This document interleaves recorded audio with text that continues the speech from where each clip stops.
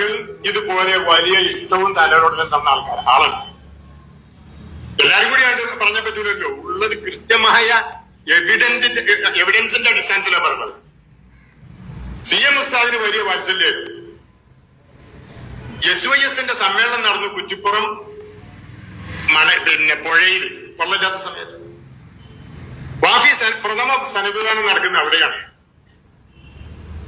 അപ്പൊ ഞാൻ ഇപ്പൊ തപ്പിയതുപോലെ CM ഉസ്താദിനെ പറ്റി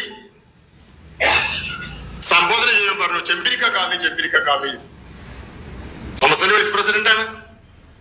സമസ്തയുടെ വൈസ് പ്രസിഡന്റാണ്. എന്നോ പ്രസിഡന്റ് ആവേണ്ട ആളാണ്. അങ്ങനെ പലതുണ്ട്. ഇപ്പൊ നമ്മളൊന്നും ഇനി പുറത്തെടുക്കണില്ല. വല്ലാതെ കളിച്ചാൽ ഇതൊക്കെ പുറത്തു വരും.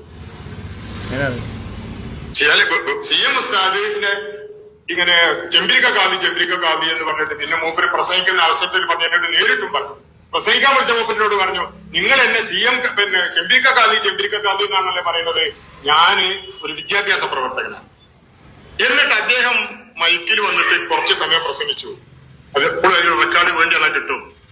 സമന്വയ വിദ്യാഭ്യാസത്തെ കുറിച്ചും വിദ്യാഭ്യാസ രംഗത്ത് മാറ്റങ്ങൾ വരേണ്ടതിന്റെ അനിവാര്യതയെ കുറിച്ചും ഒക്കെ അദ്ദേഹം വല്ലാതെ വികാരഭരിതനായിട്ട് പ്രസംഗിച്ചു.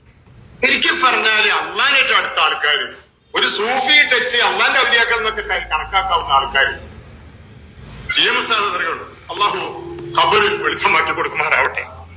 ഞാൻ മനസ്സിലാക്കുന്നത് അദ്ദേഹത്തിന് ഉണ്ടായിട്ടുള്ള ഒരു അനുഭവം അദ്ദേഹത്തിന്റെ നിലപാടിന്റെ പേരിലും സത്യസന്ധതയുടെ പേരിലും ധീരതയുടെ പേരിലും ആയിരിക്കണമെന്നുള്ള അവകാശം നമുക്കൊരു തോന്നുമല്ലോ.